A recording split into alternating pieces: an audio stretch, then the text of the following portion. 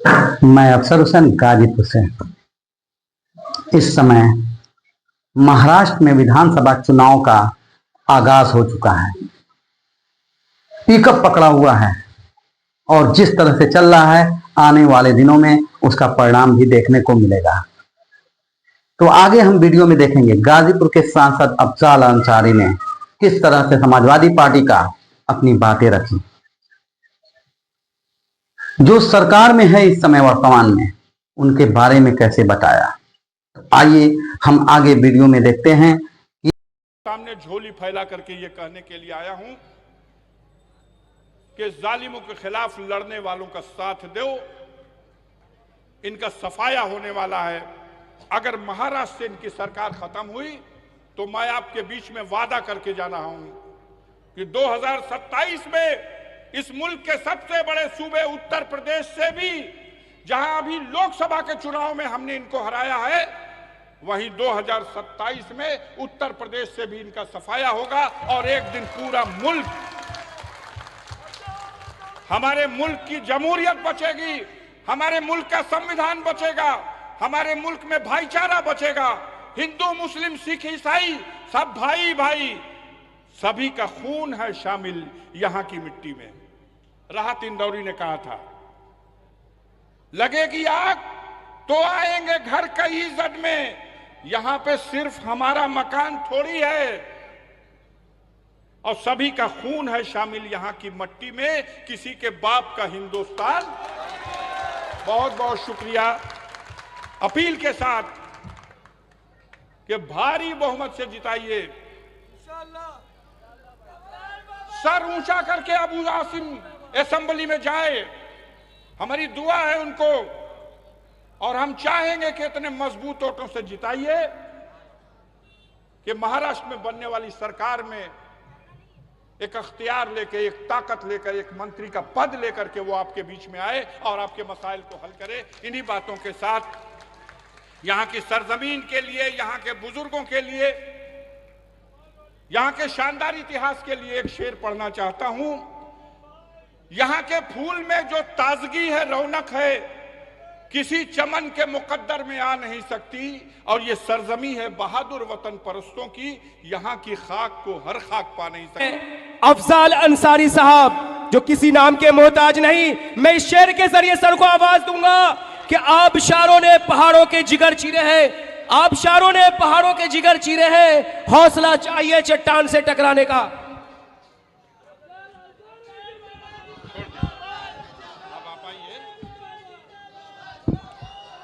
आप घबरा गए,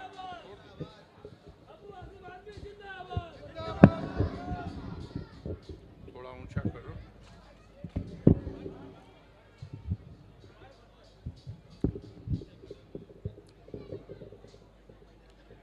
इस चुनावी कार्यक्रम की सदारत कर रहे अध्यक्ष जी, मंच पर बैठे हुए सम्मानित नेतागण,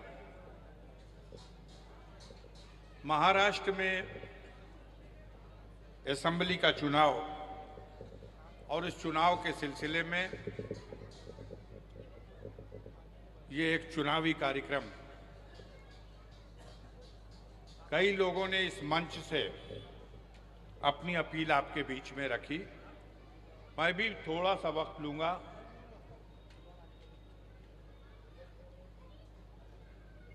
जमहूरियत, लोकतंत्र, डेमोक्रेसी,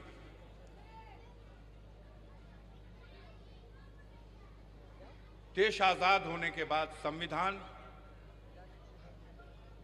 और इस मुल्क में अवाम को यह अख्तियार मिला कि वो अपनी मर्जी से अपना रहनुमा चुने, अपनी व्यवस्था चलाए।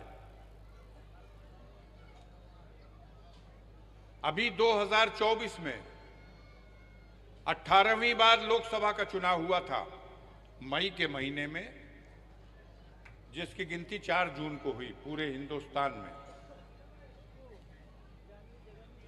बहुत उम्मीद थी कि श्री नरेंद्र मोदी के नेतृत्व में जो केंद्र की सरकार है और देश में जनता का जो तेवर है, जरूर कोई परिवर्तन होगा। लेकिन चुनाव के नतीजे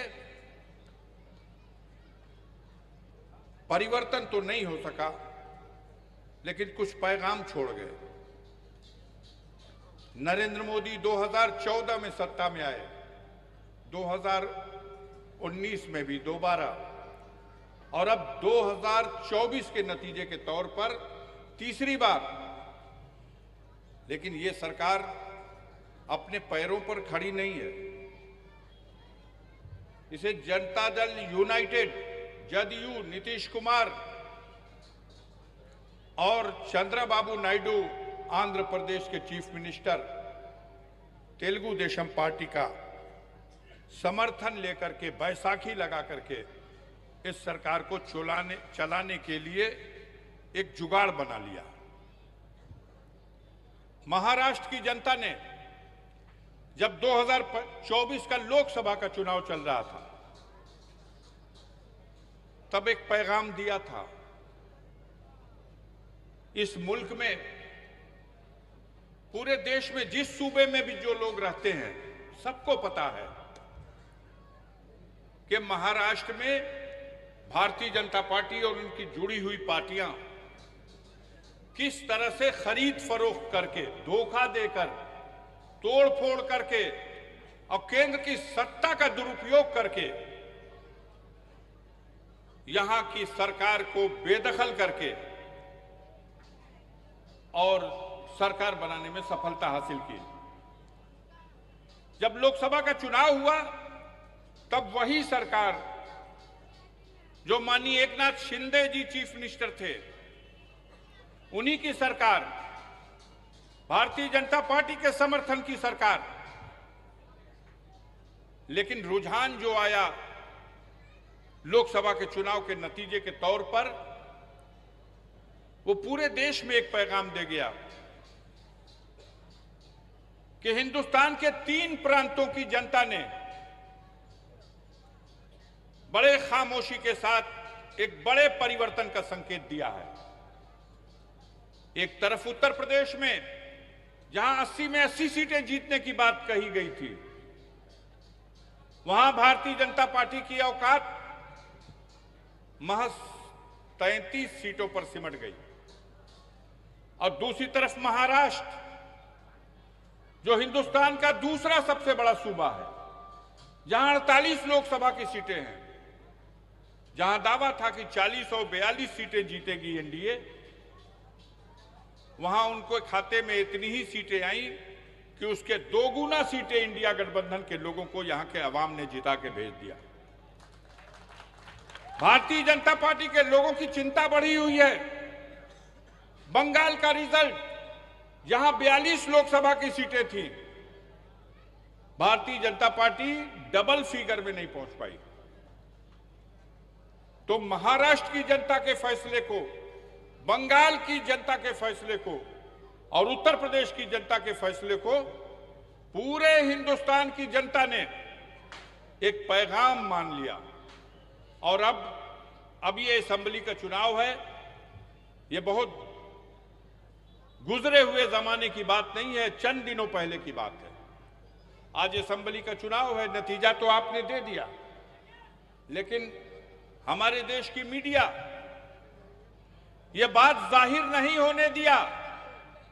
चुनाव लोकसभा का था, लेकिन आपको यह पता नहीं कि जो 31-32 सीटों पर इंडिया गठबंधन के लोग लोकसभा का चुनाव जीते हैं, वो कितने असेंबली हलके हैं जहां पर उनको लीड मिली है। ये तो उसी दिन साबित हो चुका है कि 288 विधानसभा सीटों में जो महाराष्ट्र की सरकार है, ये अल्पमत में आ चुकी है।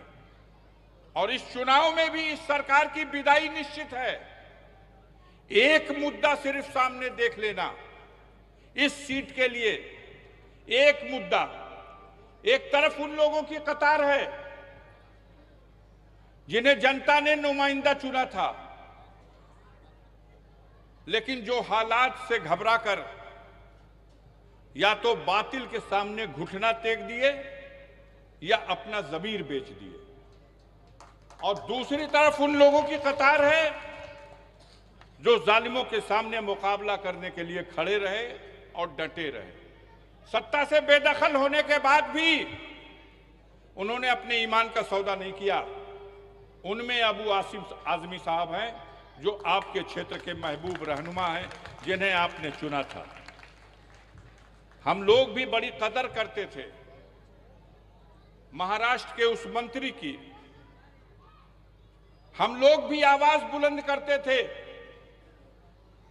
कि केंद्र की सरकार ने और नेताओं ने बड़ा जुल्म ढाया है और ईडी का दुरुपयोग करके, सीबीआई का दुरुपयोग करके, इनकम टैक्स वालों का दुरुपयोग करके मलिक साहब को जेल में डाल दिया। हमदर्दी थी, उनको वोट देने वालों को भी थी और सारे हिंदुस्तान के लोगों को थी कि जबरदस्ती इनके ऊपर मुकदमा कायम किया गया। लेकिन अफसोस कि काल कोठरी की उस अंधेरे ने उनके भीतर की जो ताकत थी उस ताकत को तोड़ दिया। बाहर तो आ गए, लेकिन उन्हीं ताकतों के सामने घुटना टेक के आ गए जिन ताकतों ने उनको इस नौबत तक पहुंचाया था। सच है या नहीं बताइए? और आज उन्हीं को यह जिम्मा दिया गया कि कोई और नहीं, तुम ही को अबू आसिम आजमी को हराना है, क्योंकि अबू आसिम न बिका, न टूटा, न घुटना टेका। फैसला तो इसका करना है। एक तरफ लड़ने वाला है, आपने उसको अपना रहनुमा बनाया 1 बार 2 बार 3 बार। एक तरफ वो सारा सितम सह करके भी जालिमों से लड़ रहा है, आवाज बुलंद कर रहा है, और दूसरी तरफ वो लोग हैं। हम देख रहे थे, शायद बैलेट मशीन में भी पता नहीं, यहां शायद 2 मशीन आप लोगों के सामने वोट डालने के लिए है ना? कितने कैंडिडेट हैं? 22 कैंडिडेट हैं। अरे भाई बस रहने दीजिए, हम समझ रहे हैं।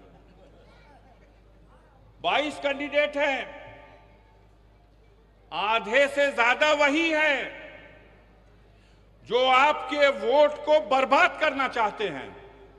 कोई अपना वोट इस दौर में अपना वोट बर्बाद करना गवारा करेगा? नहीं करेगा। तो लड़ाई बस इतनी है। एक तरफ गुजराती मॉडल है, या तो लोगों पर बुलडोजर चला दो, उनके हौसले को तोड़ दो, उनको बर्बाद कर दो, उनके झूठे मुकदमे में फंसा दो, उनके मुस्तकबिल को अंधेरी कोठरी में डाल दो और उसे बेबस करके अपने सामने घुटना टेकने को मजबूर कर दो। एक तरफ वो ताकतें हैं। बिके तो पैसे से खरीद लो। बकरी बिकी, खस्सी बिका कुर्बानी के दिनों में। गांवों में कहा जाता था बीडीसी के चुनाव में क्षेत्र पंचायत के सदस्य बिकते हैं, लेकिन महाराष्ट्र में तो एमएलए बिका। बिका कि नहीं बिका बताओ? आपके मोहर से जो ताज उसने पहना था, उस ताज को उसने नीलाम कर दिया। दोबारा हकदार है वो उस ताज को पहनने का, उसे सजा मिलनी चाहिए। ये जनता, इसे फैसला देने का हक हासिल है, तो ये फैसला उसके हक में देगी जो जनता के लिए खड़ा है, जनता के लिए लड़ा है। अबू आसिम साहब समाजवादी पार्टी के महाराष्ट्र के प्रदेश अध्यक्ष हैं। एक मजबूत पिलर है। उत्तर प्रदेश के बाद पूरे हिंदुस्तान में अगर समाजवादी पार्टी दूसरा कोई सूबा है जहां उसकी अलग एक पहचान कुछ है, तो वो ये महाराष्ट्र है। और इस पहचान के लिए अगर सबसे बड़ा किरदार कोई है तो वो अबू आसिम आजमी है। उसे इनाम मिलना चाहिए या नहीं मिलना चाहिए? इस इलेक्शन में इतने वोटों से जिताओ अबू आसिम को कि शर्मिंदा हो जाएं वो लोग जिन्होंने भेजा है दर्जनों लोगों को कि बेवकूफ बना के वोटों को बर्बाद करा दो और अबू आसिम आजमी को हरा दो। इस लड़ाई को समझने की कोशिश करो। आज मुल्क को किधर ले जाने की कोशिश हो रही है? धर्म के नाम पर नफरत फैलाया जा रहा है। इस मुल्क में जमहूरियत का निजाम है, संविधान है, और नफरत परोसी जा रही है। पूरे माहौल को जहरीला बना दिया गया। हमारे उत्तर प्रदेश के मुख्यमंत्री जी सबसे ज्यादा दौरा लगा रहे हैं महाराष्ट्र का, लगा रहे हैं। उनका नारा मालूम है आपको? किसी का बना नहीं सकते। लोग टूट जाते हैं एक घर बनाने में, और ये तरस नहीं खाते बस्तियां जलाने में। क्या ऐसे लोगों को ताकत देनी चाहिए? ऐसे लोगों को सजा देने की जरूरत है। ऐसा दौर है जब जमहूरियत का निजाम खतरे में है, जब गंगा जमुनी तहजीब खतरे में है, जब भाईचारा खतरे में है, जब मिल्लत और मोहब्बत का ये जो बाग है उस बाग को नोचा और बखोटा जा रहा है। ऐसे माहौल में कुर्बानी देने की जरूरत है। कुछ लोग होते हैं जो घुटना टेक के भी चाहते हैं कि हमारी तारीख लिखी जाए, और कुछ लोग होते हैं जो कुर्बानी दे करके अपने आप वो रास्ता छोड़ जाते हैं जिससे उनका इतिहास लिखा जाता है। उत्तर प्रदेश की सरजमीन पर, इस मुल्क पर नहीं, उस मुल्क पर तो जालिमों की हुकूमत है ही। उत्तर प्रदेश की सरजमीन पर उन जालिमों का सरदार बैठा है। और हम गाजीपुर की सरजमीन से आते हैं। मेरे दाहिने बाजू पर गोरखपुर है जहां से योगी आदित्यनाथ हैं, और मेरे बाएं बाजू पर बनारस है जहां से ये नरेंद्र मोदी हैं।